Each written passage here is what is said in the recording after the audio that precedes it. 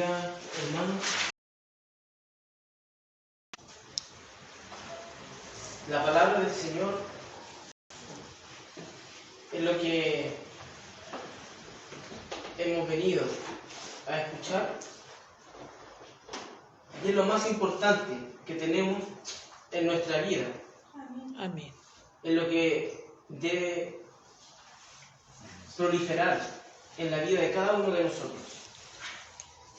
Y vamos a ir al libro de Ageo, capítulo 1,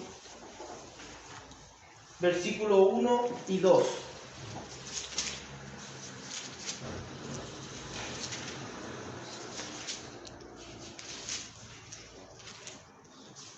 Ageo, capítulo 1, versículo 1 y 2.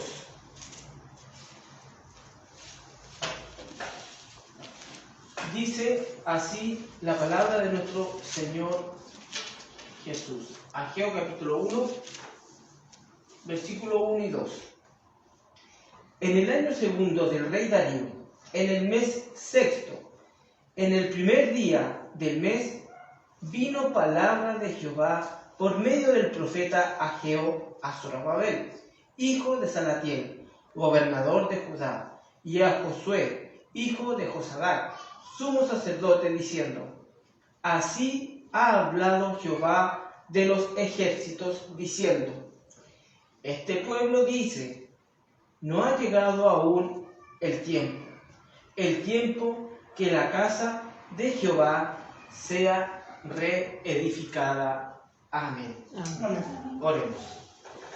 Señor Dios Todopoderoso, te doy las gracias, Señor, por esta palabra. Te pido que por medio de ti, Espíritu Santo, puedas pronunciar este mensaje para la iglesia, Amén. con el fin de que toques aquellas cosas en las cuales debemos preocuparnos. Que tu palabra, Señor, como dice las Escrituras, nos asegura de que no volverá vacía. Así es, Señor. Te pido, Padre Celestial, que por medio de tu Santo Espíritu pueda transmitir este mensaje, que sea un mensaje claro y de provecho para la salud espiritual de cada creyente. Amén. Te agradezco, Dios mío, esta oportunidad y humildemente te ruego que no sea yo, Señor, quien hable esta noche, sino que sea usted por medio de su siervo. Amén. Amén. Tomen asiento, hermanos. Si bien es cierto, por lo general, siempre se le coloca un título a la predicación, pero esta vez lo voy a hacer diferente y este título lo vamos a mencionar al final. Para que podamos entender este libro,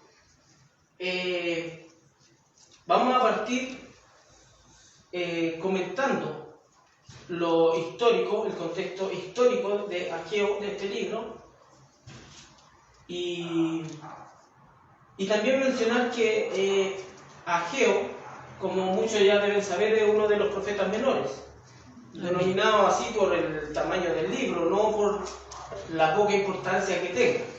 Amén. Si bien es cierto, están los profetas mayores como Isaías, Ezequiel, etcétera, que tienen ese nombre por la cantidad de capítulos que tienen sus libros, pero Amén. esto no quiere decir que no sea un libro importante.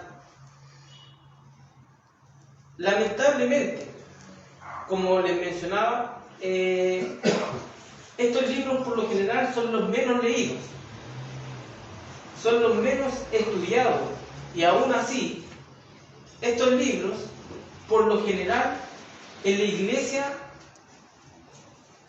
hay hermanos que ni siquiera saben que existen.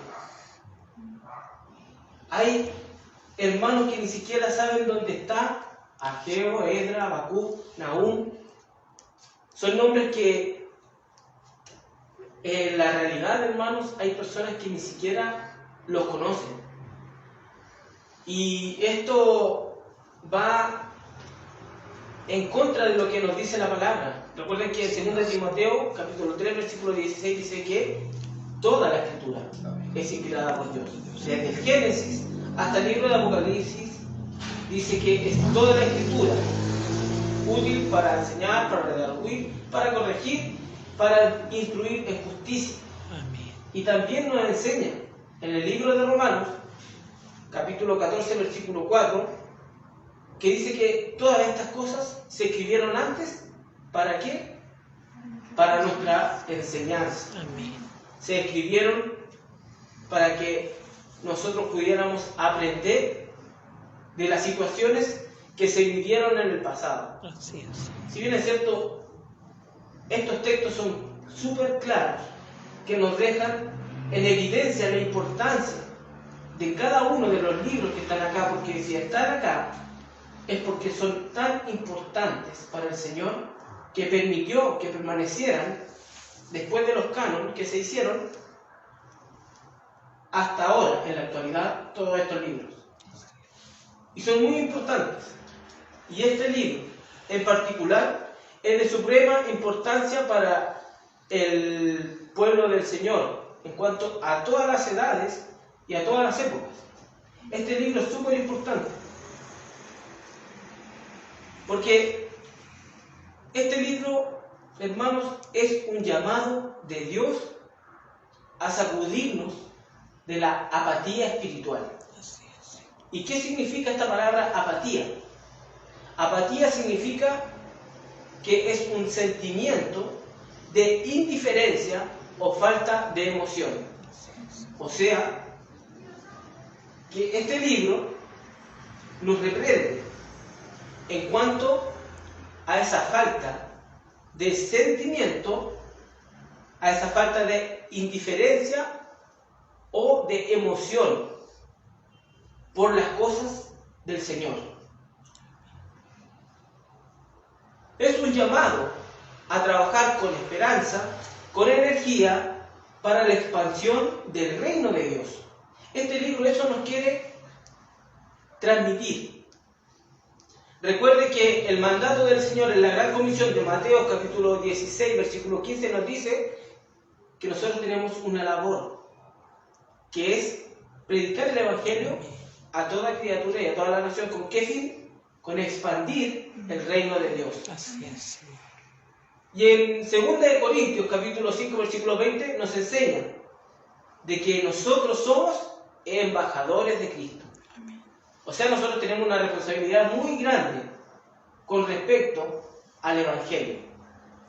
Y es por esto que este libro nos va a hacer este llamado de atención, a sacudirnos de la pereza espiritual, a sacudirnos de la indiferencia que podemos estar llevando en nuestra vida con respecto a el Señor. Y esto en realidad debería ser un tema muy importante y recurrente en cada una de nuestras oraciones. Orar en este sentido, hermanos, porque la oración es súper importante tanto a nivel personal como a nivel iglesia. Porque hay cosas que unos pueden ver y otros no pueden ver. ¿Me entiende? O sea, cada uno en la iglesia tiene una función, un don que hace que todo sea un cuerpo. Entonces, hay personas que pueden ver estas cosas, que pueden orar en esta dirección, otras personas pueden ver otras cosas, que pueden orar en otra dirección, y así hace un complemento de que todo vaya encaminado para la gloria del Señor, si ese es el fin. Entonces, es muy importante que en nuestras oraciones esté este tema, de que no seamos negligentes a nivel personal, a nivel iglesia, en la obra del Señor. Es muy importante comprender el contexto histórico de este libro en ese tiempo, para que nosotros podamos entender realmente la naturaleza de ese mensaje y así tener la claridad de lo que Dios nos quiere transmitir hoy en día, en este momento, por medio de estos dos versículos que vamos a tocar, que son los fuertes, pero también vamos a tocar los versículos del 3 al 15, pero de manera muy rápida.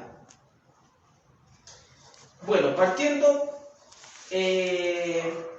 con el tema histórico, voy a dejar el teléfono acá para ir viendo la hora.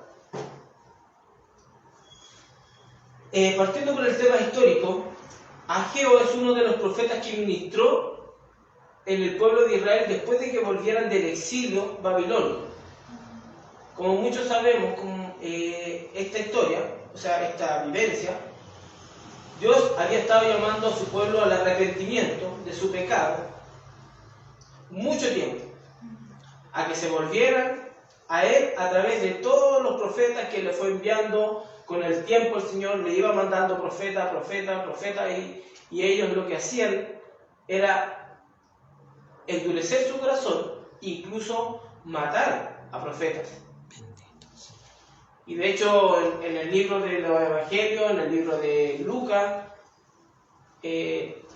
Mateo menciona que Israel era como uno de los pueblos que los profetas morían en Israel y no morían en otro lado. O sea, eso era terrible. Era lo natural que un profeta muriera en Israel, imagínense. Así también en la parábola del Señor que menciona en Lucas, que cuando da la parábola del dueño de la viña, que primero la arrendó, después mandó a su siervo, le pegaron, mandó a su siervo, le pegaron, mandó después al hijo, dijo, a ver si con esto reaccionan. ¿Y qué es lo que hicieron? Lo mataron. Así es, Señor. Haciendo obviamente referencia a Cristo en esa parábola. Entonces, volviendo al tema, eran tan tercos, su corazón estaba tan endurecido que nunca hicieron caso. No quisieron escuchar hasta que fue demasiado tarde. O sea, ya le llenaron el saco, como se dice, al Señor, por decirlo así. Y en el año 586 a.C., Nabucodonosor, rey de Babilonia, destruyó la ciudad de Jerusalén y arrasó con el templo. Y una gran cantidad de judíos fueron deportados al exilio de Babilonia, que en ese tiempo era la potencia militar que había. Y durante ese exilio aproximadamente, que fueron 70 años, Dios mantuvo viva la esperanza en Israel por medio de los profetas también. ¿De qué? De que Él los iba a hacer volver a Jerusalén y que iban a reconstruir la ciudad y el templo. A pesar de todo, el Señor siempre ha tenido paciencia con uno, ha tenido misericordia con Israel. Él ha sido fiel a su pacto, siempre. Y por medio de las Escrituras podemos ver que esta historia se repite, hermanos, desde el Génesis al Apocalipsis. Siempre vamos, sobre todo en el Antiguo Testamento, siempre en la misma temática. Un pueblo que dice que va a hacer algo, después que es desobediente, que el Señor lo aguanta, reciben corrección y después el Señor vuelve a tratar con ellos. Y así todo el rato. O sea, la misericordia del Señor, como dice el libro de los Salmos, es para siempre. Como dice la Escritura, el Señor es un Dios compasivo, que Él mira la miseria de nosotros. Entonces, es terrible cómo podemos ver la naturaleza de cada uno de nosotros.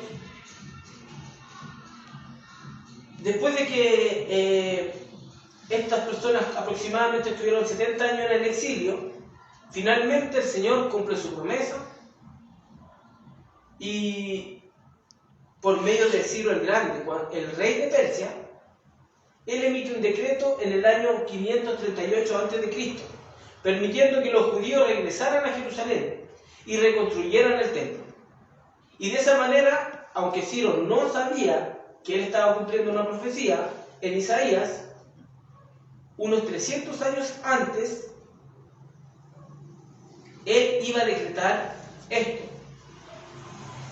Pero fíjese que es tan importante esto que Isaías, capítulo 44, 28, para que lo busque. Isaías, capítulo 44, 28. Es una profecía que hace este profeta 300 años antes de que pasara esta situación.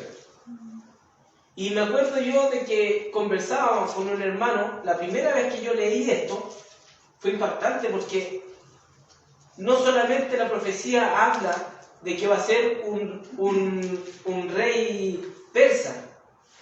Aquí el detalle es que 300 años antes el Señor da el nombre. Y creo que esta es la única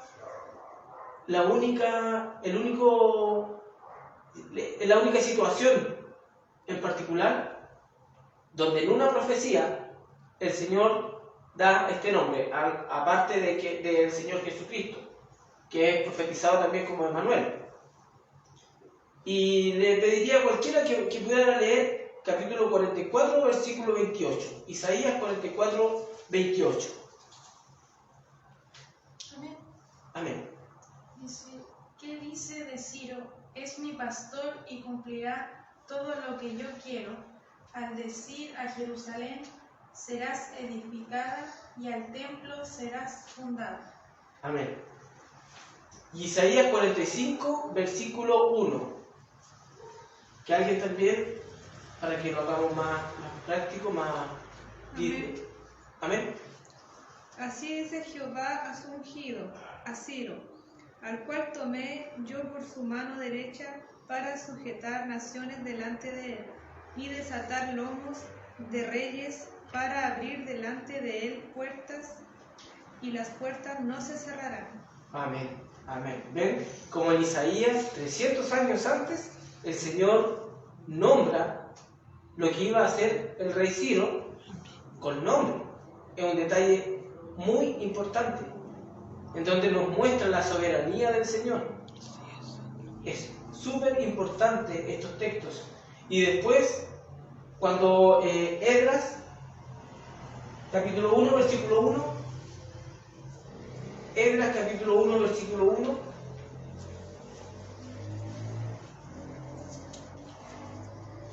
para que vamos entendiendo que esta en realidad no era lo que el rey Ciro había determinado, sino que él, al final, sin que lo supiera, estaba haciendo la voluntad del Señor, un decreto que se había hecho en la eternidad y que por medio del profeta Isaías había sido ya determinado que sucediera. Amén. Amén. 1:1 era, ¿verdad? Esdras 1:1. En el primer año de Ciro, rey de Persia, para que se cumpliese la palabra de Jehová por boca de Jeremías, despertó Jehová el espíritu de Ciro, rey de Persia, el cual hizo pregonar de palabra y también por escrito por todo su reino, diciendo: Amén.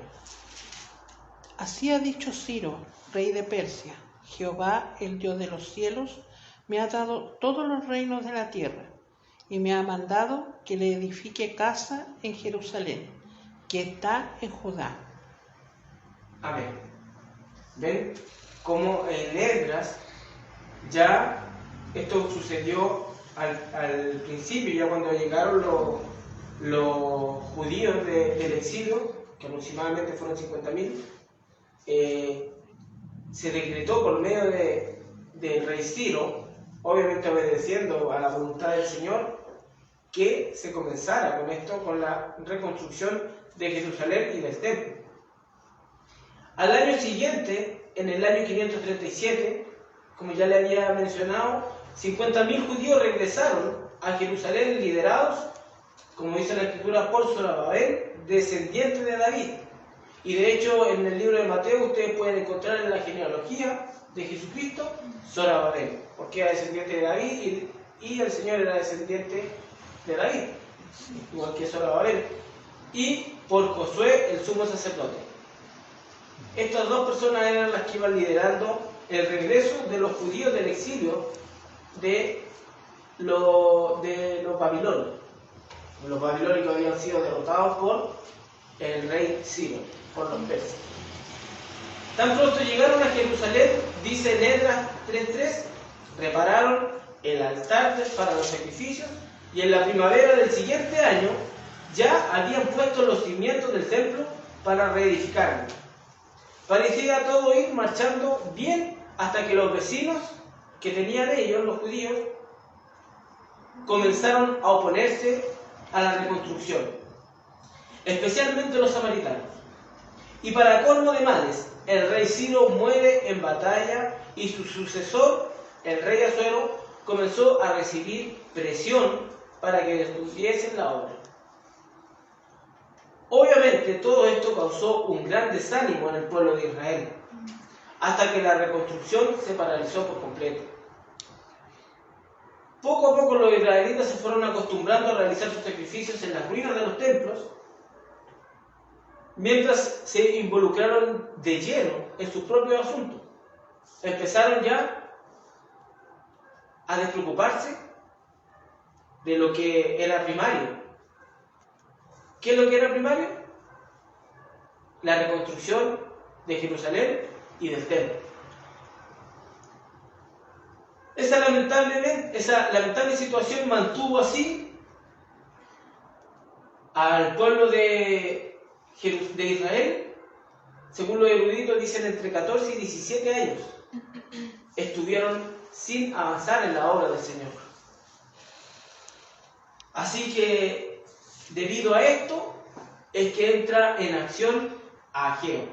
Dios levantó a dos profetas para llamarle la atención a los israelitas, y que fue Ageo y el otro fue Zacarías.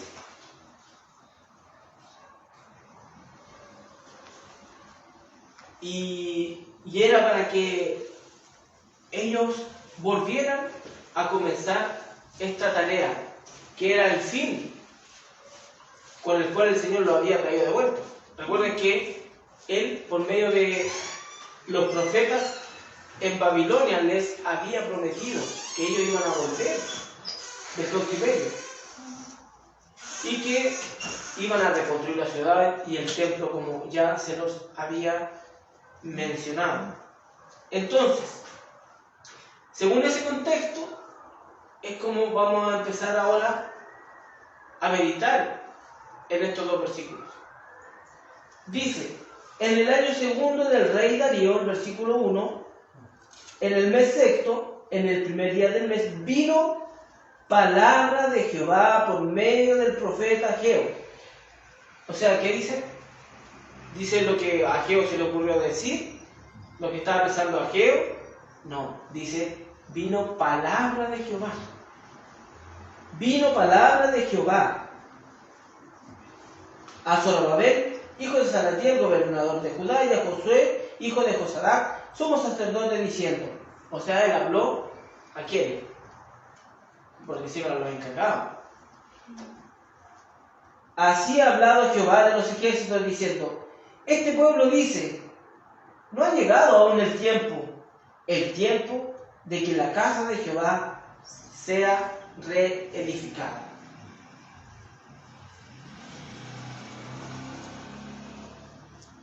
Entonces aquí tenemos un problema. Los israelitas se habían despreocupado de esto. ¿Y qué es lo que empezaron a hacer? Lo que todos hacemos, hermano: a excusarnos. ¿Qué dicen? No ha llegado el tiempo aún. O sea, nosotros tenemos excusa para todo. Cuando decimos tenía que orar, no oré. Es que justo tuve que hacer algo. O tenía que ir a la iglesia y no fui porque justo pasó algo. O sea, hermano, cada uno sabemos que tenemos excusa para todo. Para todo tenemos excusa. Y cuando nos llaman la atención, en el trabajo, en cualquier cosa, naturalmente nos excusamos siempre. O sea, ni siquiera tenemos la humildad de decir, no, sí, aquí me equivoqué yo, porque hice mal. No, si realmente tienen razón. Pero ¿qué pasa? La Biblia nos dice que tenemos excusa para todo. Y ellos empezaron a excusarse diciendo, bueno, aquí ya no se puede hacer mucho. Y si seguimos más adelante, en los versículos dice, entonces vino palabra de Jehová por medio del profeta Ageo diciendo, ¿es para vosotros tiempo, para vosotros de habitar en vuestras casas, atesonadas, y esta casa está desierta? O sea, ¿qué empezaron a hacer ellos? Empezaron a preocuparse de sus vidas, a preocuparse de ellos. Y dijeron, la casa del Señor está, el Señor dijo, está desierta esta casa. ¿Por qué? Porque ellos están preocupados de sus propios bienes, de su propio desarrollo personal, por decirlo así. Entonces, ellos empezaron a pensar en su comodidad, empezaron a pensar en sus lujos, empezaron a pensar, lamentablemente, en lo terrenal y no en lo espiritual. El problema aquí eran las prioridades que tenían ellos. Y quizás a veces cada uno de nosotros cometemos ese error.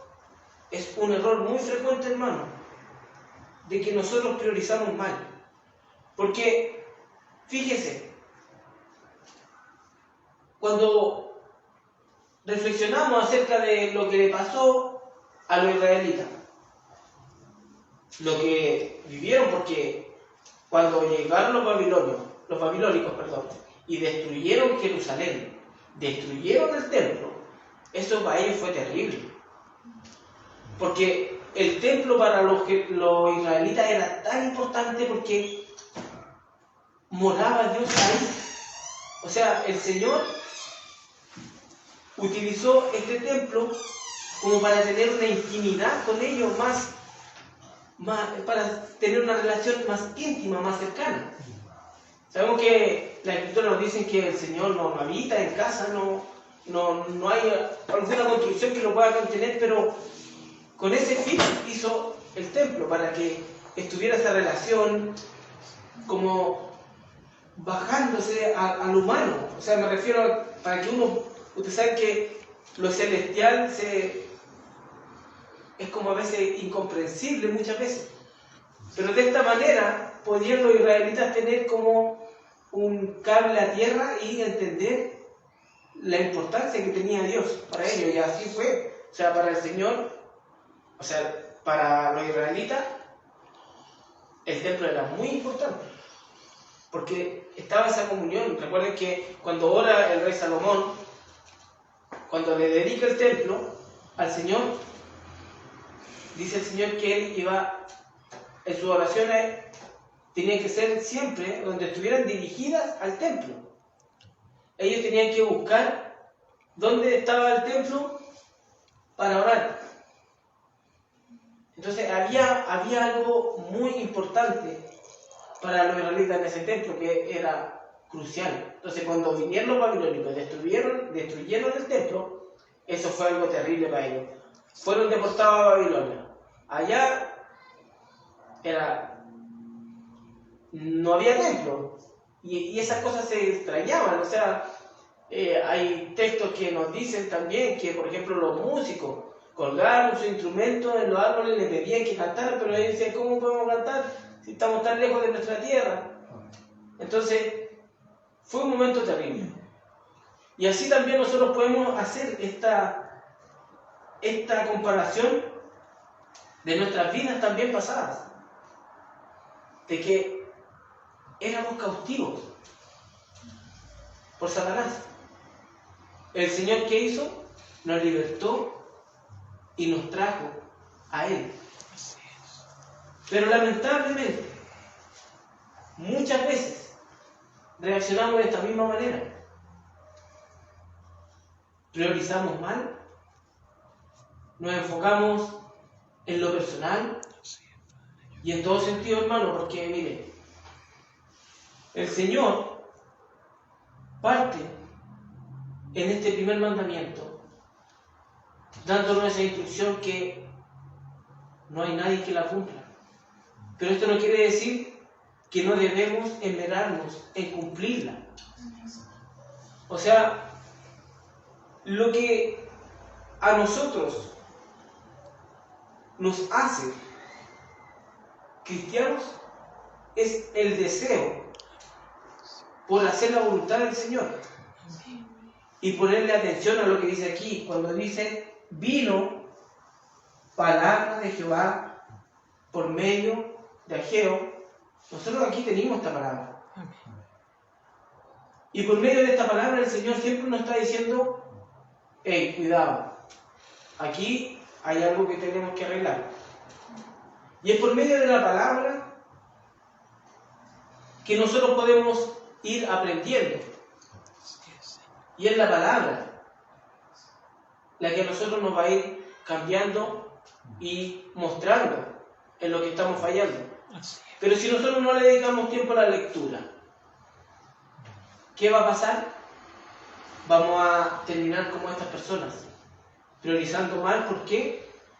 Porque no estamos siendo instruidos constantemente por la palabra. Entonces, ¿qué es lo que tuvo que pasar para que estas personas despertaran de esto, de este letargo? Tuvo que venir la palabra del Señor. Y fíjense que era tanto el deseo por los israelitas, llegaron con tanta energía, con tanta alegría del exilio, que uno puede comparar cuando uno llega recién al Evangelio. Llega así, con tanta fuerza, con tanta alegría, y es como que le llegan a salir rayos del cuerpo, de como tan extraordinario que parece la vida de uno tan santa. Y es como lo que se conoce, el primer amor.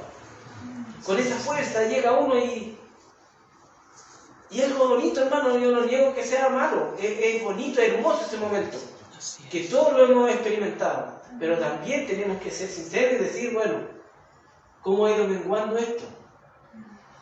Ellos cuando llegaron, los israelitas, ¿saben lo que hicieron?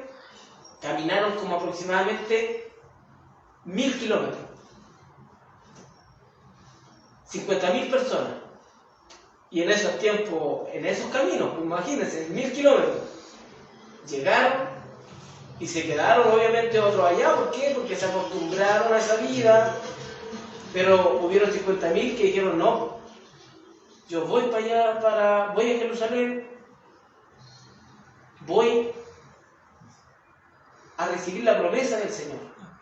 El Señor cumple la promesa, nos trae, y dice en Esdras capítulo 2, dice que ofrendaron. Ellos ofrendaron oro, ofrendaron dinero, ofrendaron vestiduras sacerdotales, y haciendo una comparación a la cantidad de oro, haciendo la conversión al valor de oro de ahora, donaron como aproximadamente 25.000 millones de dólares. Una ofrenda poca. 25.000 millones de dólares. Y 50 toneladas de plata aproximadamente. Entonces, no le importaba nada. O sea, era para ellos la prioridad era hacer la obra del Señor. Y así como todos partimos. O sea, no hay nada más importante en nuestra vida que hacer la obra del Señor. Y llega a parecer locura, así, o sea, los que nos rodean dicen, ¿qué decían? No, este gallo está fallo. No, sí, no lo que decían así, porque uno era tanto el deseo de hacer bien las cosas que llegaba a ser incómodo para los demás. Entonces, estas personas, en lo que comenzaron a fallar, fue a conformarse con esto. Quizás que se puede traducir ahora con pruebas, con situaciones que van llegando a nuestra vida, pero que el Señor las hace con un propósito: que nosotros crezcamos espiritualmente, que busquemos al Señor con más fervor, con más fuerza, porque es necesario que el Señor mande estas cosas cuando nosotros estamos así. Es lo natural. Cuando nos pasa algo grave, ¿qué es lo primero que hacemos? ¿Acaso nos vuelven como esas fuerzas de cuando entramos al Evangelio? Nos ponimos, pero a orar, a leer. Y esto pasa, es lamentable, es triste, pero pasa. Y nos pasa a todos, hermanos. No crea que a uno no le pasa, o sea, todos vivimos en esta carne. Y es una prueba constante. Pero si nosotros no nos alimentamos de esto, cuando nos vengan estas cosas, vamos a sufrir. No vamos a estar bien preparados. Es muy importante, hermanos, considerar lo que pesa la palabra del Señor. ¿Cuánto valoramos esto? ¿Cuánto valoramos lo que el Señor ha hecho con nuestras vidas? Porque el Señor, ¿qué necesita de nosotros? ¿Qué beneficio tiene el Señor de nosotros? Nada. Sino que nosotros somos los que nos beneficiamos de Él. En todo sentido. Si oramos, si leemos, si nos congregamos, el beneficio, ¿el Señor va a ser más Señor por eso? No. Sino que cada uno se beneficia. ¿Pero qué pensamos? Pensamos al revés. O sea, en vez de ir a buscar la bendición, decimos, no hay nada hoy día. No voy a leer hoy día, que estoy cansado. Entonces, es una realidad compleja. Y es una realidad que nos muestra la Escritura que estos israelitas vivieron. Pero, ¿quién vino en su socorro? La palabra del Señor. Fue ella la que vino y los hizo reflexionar ante esto. Fíjese que el Señor tiene tanta compasión, el Señor está tan pendiente de nosotros, que Él les da un consejo. Y este consejo se repite 4 veces. Y a esto se le llama, esto es una figura retórica hebrea, que literalmente dice: pon tu corazón en tus caminos. A Jehová le pide al pueblo de Dios que considere en qué dirección se dirige su vida y si realmente querían que continuara de esa manera. El versículo 5, después de que el Señor le llama la atención, le dice: pues así ha dicho Jehová de los ejércitos, meditad bien sobre vuestros caminos. ¿Qué es lo que dice el Señor? Espérense, piénsenlo, piensen bien qué va a pasar si ustedes siguen por ahí. Y después, ¿qué dice? En el versículo 7, así ha dicho Jehová de los ejércitos, meditad bien sobre vuestros caminos. Fíjense la importancia de estas palabras para que el Señor las vuelva a repetir. En el versículo 15, el Señor perdón, versículo 15, perdón.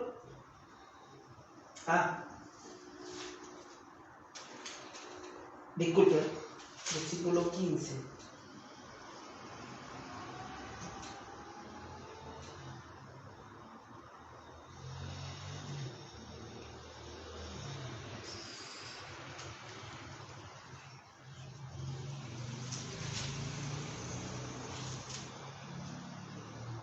Bueno, versículo 18. Versículo 15 del capítulo 2. Sí. Ahora pues, meditad en vuestro corazón, desde este día en adelante, antes que pongan piedra sobre piedra en el templo de Jehová. O sea, el Señor ahora le está diciendo, piénsenlo bien. Piensen bien lo que van a hacer antes de reconstruir esto. Y después el versículo 18 dice, meditad pues en vuestro corazón desde este día en adelante, desde el día 24 del 9º mes, desde el día que se echó el cimiento del templo de Jehová. Y de nuevo le vuelvo a decir, meditad pues en vuestro corazón. Imagínense, 5 veces el Señor, ¿quién nos aconseja? Piensen bien lo que están haciendo. Piensen bien lo que están haciendo, hermanos. Pensémonos en lo que estamos haciendo, en lo mal que podemos estar haciendo las cosas al priorizar equivocadamente. Así es.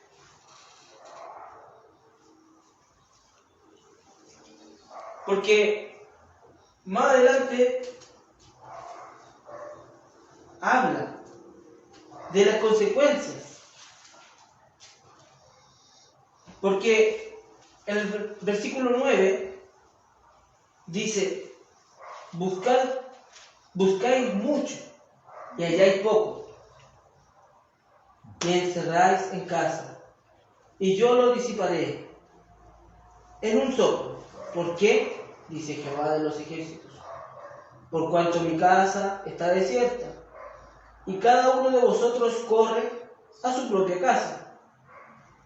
Por eso se detuvo de los cielos sobre vosotros la lluvia, y la tierra detuvo sus frutos. Y llamé la sequía sobre esta tierra, y sobre los montes, sobre el trigo, sobre el vino, sobre el aceite, sobre todo lo que la tierra produce, sobre los hombres, y sobre las bestias, y sobre todo trabajo de manos. A veces, cuando priorizamos de esta manera mal las cosas, es muy probable, hermano, de que no prosperemos. Y no prosperemos en los dos sentidos. En el sentido espiritual, que es lo más importante, y también en el sentido terrenal. Porque todo nuestro comportamiento delante del Señor va a tener una consecuencia, en todo sentido. Y hay cosas que a mí por lo general no me gusta tocar estos temas, por lo general, sobre todo lo que es la ofrenda. Pero piensen esto también, considerando esto.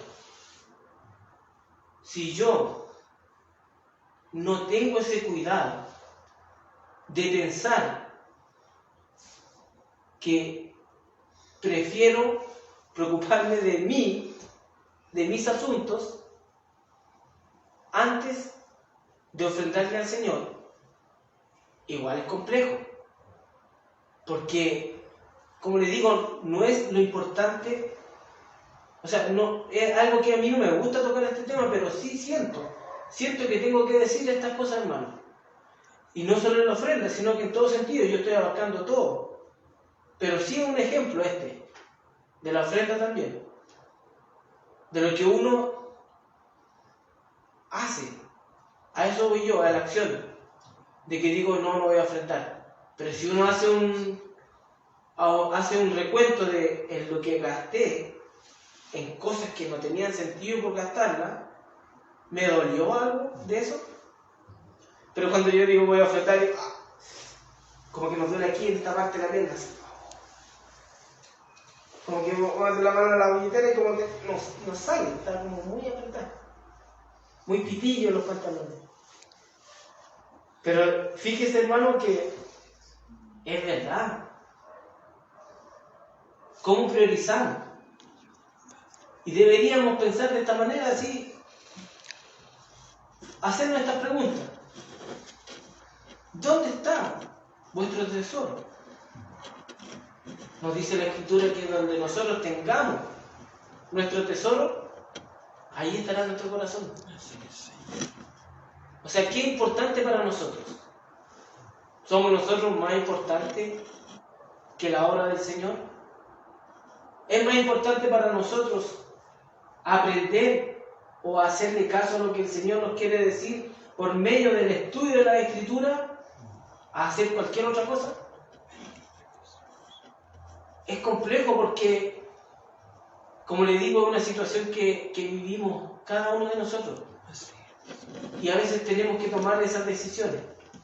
Y esas decisiones son las prioridades que nosotros estamos tomando. Entonces, como le decía, esto lo vamos a terminar ahora con el título de la predicación. Y queda una pregunta. Considerando todo esto, ¿es Dios tu prioridad? ¿Es Dios nuestra prioridad? Quiera el Señor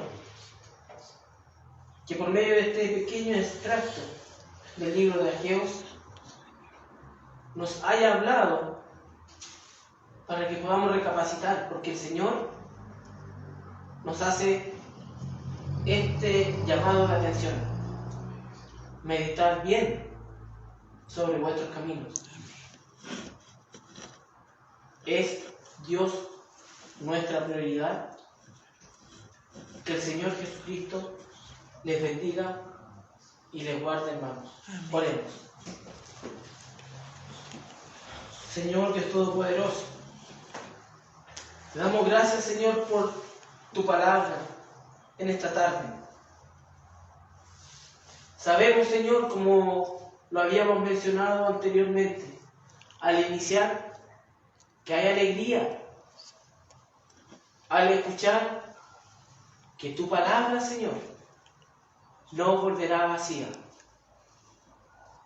Te damos gracias, Señor, porque por medio de las Escrituras podemos ver aquellas cosas que sin ellas no podemos detectar. Como lo dice su palabra, esta lámpara, que es su palabra, que alumbre nuestros pies para poder llegar a meditar en los caminos en los cuales estamos transitando. Que sea esa lumbrera en nuestro camino la que nos pueda hacer tomar la dirección correcta, Señor, que es Cristo. Toca, Señor, nuestros corazones, fortalécenos para que tengamos la capacidad de priorizar bien en nuestra vida, Señor. Que este mensaje esté en nuestra mente, Señor, constantemente. Que tu palabra abunde en nuestros corazones, en nuestra conciencia. Para que cuando llegue el momento de tomar una decisión, prioricemos, Señor, conforme a tu voluntad. Como lo dice el Padre nuestro, hágase tu voluntad. Te lo pedimos, Señor, en el nombre de tu Hijo Jesucristo. Y te ruego que protejas a cada uno de nuestros hermanos en el trayecto a su hogar. Que los bendiga, Señor. Bendigas a aquellos, Señor, que están escuchando esta predicación en sus hogares. Amén. Fortalécelos, Señor, y guárdalos. Amén y amén.